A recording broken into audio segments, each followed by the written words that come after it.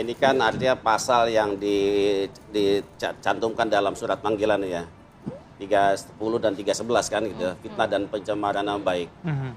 Dan justru buat kami ini kan terlalu berlebihan.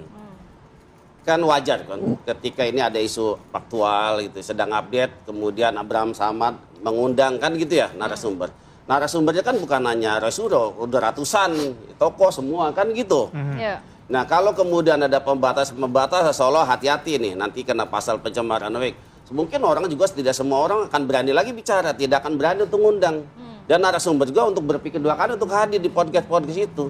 Termasuk bukan hanya di podcast, Mbak. Di televisi kan banyak stasiun televisi sekarang udah membicarakan soal ijazah palsu ini gitu loh. Jadi kalau mau diterapkan ya semuanya kena. Jadi buat saya berbahaya sekali bagi demokrasi kita. Yang saya kira ini juga harus mulai untuk dievaluasi. Ya, jadi kebebasan berekspresi itu juga harus dihargai dan dilindungi menurut konstitusi kita gitu loh.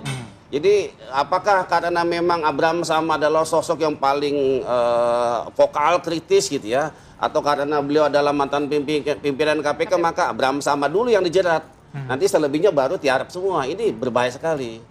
Jadi ini buat saya terlalu berlebihan lah soal pasal fitnah dan pencemaran nama baik segala macam.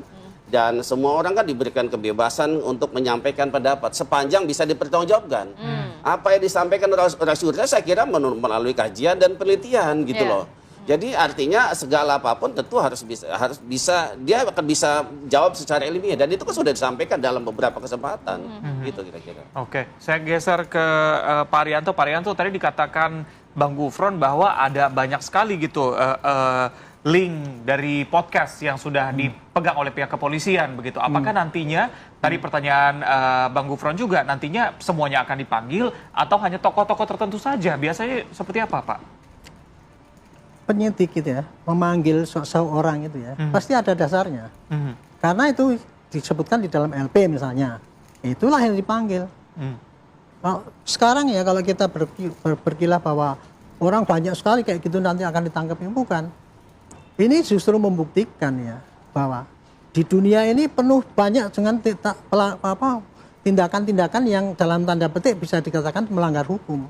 Tapi polisi pasti hanya pilih-pilih siapa yang dilaporkan tangkap kayak gitu. Justru ini menunjukkan ya ini susahnya karena apa? Ini berkaitan dengan masalah kebebasan berpendapat, menyampaikan pendapat lewat ITE dan sebagainya itu. Tapi penyampaian pendapat itu kan berbeda-beda. Ada yang masuk di dalam jeratan undang-undang ITE. Justru inilah akan dibawa ke pengadilan yang seperti ini nih patut nggak dihukum apa tidak seandainya memenuhi unsur.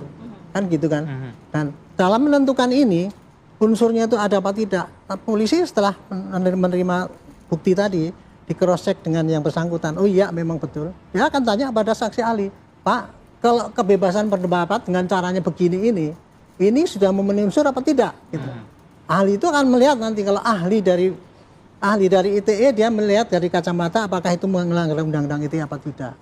Ahli bahasa akan menilai kata-katanya itu apa memang betul-betul menghina apa tidak.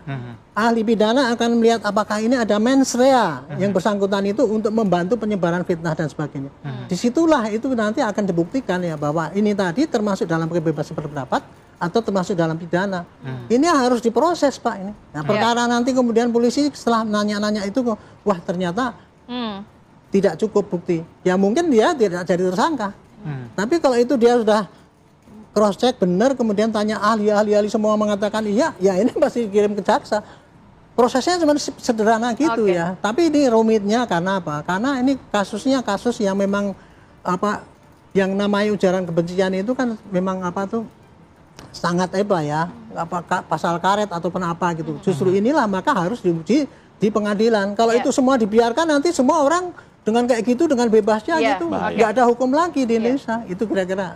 Baik Bang Rifai, tanggapan terhadap pernyataan Bang Gufron ini karena Abraham Samad adalah mantan KPK, kemudian juga ya udah diminta dulu keterangan deh, nanti urusan ini belakangan saja.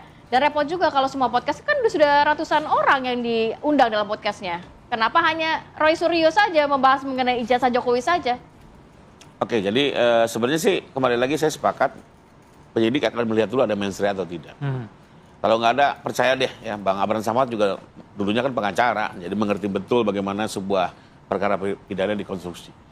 Soal bahwa beliau mantan KPK, menurut saya ya semua sama di mata hukum. Penyelidikan pun di Barreskrim datang. Ya, dipanggil dimanapun digugat beliau hadir. Nggak ada masalah. Jadi Pak Jokowi itu hanya melaporkan sekali, tapi dilaporkannya berkali-kali, digugat berkali-kali. Dan di setiap proses beliau datang, menggunakan haknya. Karena itulah pentingnya, kenapa pada saat di penyelidikan dipanggil itu kita penting memberikan klarifikasi. Lalu, kembali lagi ya, menurut saya perlu dibedakan betul deh, ya pemirsa juga, apa yang disebut pencemaran dengan fitnah ya. Di era post-truth seperti ini justru fitnah dia harus betul-betul dijaga. Ya. Kalau sekedar pencemaran tuh kalau boleh dilihat juga banyak walaupun terbukti hukumannya percobaan kok. Apalagi ke depan ini pemidana modern. Bisa nanti hanya kerja sosial atau hukuman percobaan ya. Tapi kalau fitnah di era post-truth perlu betul-betul ditindak. Karena bahaya, menyesatkan semua. Contoh nih. Ya, misalnya ada yang melempar isu. Ya. Pak Prabowo bikin MOU pertahanan dengan Israel. Rusuh nggak? Rusuh pasti. Padahal itu fitnah. Ya. Perlu dibiarkan. Tidak. Nah, beda ya. Fitnah dengan pencemaran itu beda. Jadi sesuatu yang sifatnya adalah kebohongan dan dia mencoba memprovokasi masyarakat, ini perlu diluruskan. Tapi kalau hanya sekedar mengkritik, ya, bahkan men-challenge pemerintah, itu bagus. Dalam era demokrasi bagus. Tapi di era post-truth seperti ini, di era digital informasi, justru fitnah ini perlu ditegakkan. Saya sih kembali lagi melihat fitnahnya ini yang perlu diluruskan. Soal mencemarkan apa segala macam, itu kan tipis-tipis ya. Dan saya juga nggak mau, termasuk Pak Jokowi juga nggak mau iklim demokrasi ini terganggu hanya gara-gara beliau ingin laporan polisi diproses dengan tujuan hanya dua beliau. Satu, ingin nama baiknya dipulihkan, ya. Itu kan apakah dia korban fitnah atau tidak kan gitu di sini. Kedua, bahwa ijazah ini nanti akan dikukuhkan oleh pengadilan. Hasil lapor alhamdulillah sudah menyatakan itu identik. Tinggal kita bawa ke pengadilan. Tapi kan tadi pihak Bang Abraham Samad juga tidak menyatakan bahwa saya mantan ketua KPK, saya tidak mau hadir, tidak seperti itu. Yang dipertanyakan justru adalah mengenai agendanya yang berbeda dengan undangan begitu. Gimana Bang? Ya kalau soal formalitas surat panggilan ya monggo ditanyakan kepada penyidik. Boleh juga dikritik penyidik. Kenapa seperti ini gitu ya? Tapi memang sebenarnya kalau dari kami aja nih sudah 24 objek, Mbak. Artinya 24 peristiwa. Artinya kalau ngomong perbuatannya tuh tanggalnya berbeda-beda 24. Sementara kalau saya menduga ini hubungannya dengan LP yang lain ya, mohon maaf nih gitu ya.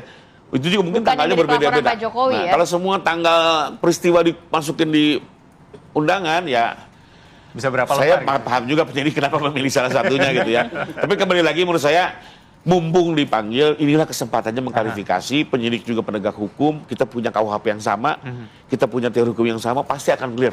Ya. Gunakan saja dengan baik kesempatan membela diri. Dan saya pikir Pak Jokowi juga nggak mau kok perkara ini menjadi bola liar, dia ingin segera cepat. Ya. Orang-orang yang sepatutnya bertanggung jawab harus bertanggung jawab, orang yang tidak bersalah jangan juga diikut sertakan.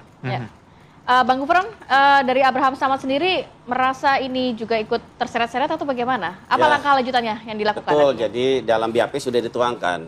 Ini kalau ini nggak sesuai pertanyaan dengan surat panggilan, maka ini bagian dari pelanggaran HAM. Jadi kan, kenapa Pak Abraham Samad datang memenuhi panggilan? Karena menghormati proses hukum. Walaupun ini panggilan pertama, Bang. Nah, soal tadi saya mau mutus soal masalah kenapa tidak datang pada saat undang klarifikasi. Pak Abraham Samad sudah sampaikan dalam BAP bahwa saya tidak dapat suratnya. Dan baru tahu di media. Jadi bagaimana mungkin saya harus datang sementara secara fisik surat beda alamat atau apa, Bang? Belum salah alamat atau apa? Saya tidak tahu persis.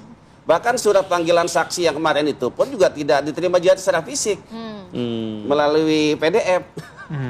Kira-kira gitu loh. Jadi ini hal-hal teknis juga perlu juga menjadi perhatian bagi penyidik gitu loh untuk menangani perkara ini secara serius, transparan dan akuntabel. Makanya soal penempatan tanggal 22 ya itu kan penyidik. Kenapa? Ketika kita tanya ke penyidik juga penyidik nggak bisa menjelaskan. Tiba-tiba dia langsung pertanyaan-pertanyaan terus. Makanya Pak Abraham Samad selalu di dalam BAP saya akan menjawab pertanyaan saudara apabila saya sudah memahami peristiwa tanggal 22 Januari 2025. Tapi ditanya pertanyaan terus. Tapi jawabannya Pak Abraham Samad seperti itu. Kira-kira begitu loh. Di poin di hal nomor 17 ke sana sebagian besar jawabannya seperti itulah. Oke, Pak Arianto, terakhir apakah bisa begitu Pak Abraham Samad tadi memberikan pertanyaan mengenai tanggal Januari itu, tapi tidak dijawab dengan pertanyaan lainnya oleh pihak kepolisian itu mungkin? Bisa saja itu hak dia. Oke. Tapi menurut saya dalam hal ini dia kurang begitu paham, mengerti artinya klarifikasi itu tadi. Dan dia juga menurut saya kayaknya dia datang dengan suatu merasa bahwa dirinya itu benar, sehingga apapun yang ditanyakan oleh polisi itu mengada-ada kan kayak gitu kan. Inilah akhirnya yang terjadi kayak gitu. Tadi kalau dikatakan mengenai melanggar HAM dia dipanggil apa tidak ya. Justru kalau polisi tidak memanggil dia, itu melanggar HAM juga, karena ada orang yang lapor kan. Hak dia kan mestinya dilindungi untuk diproses ini.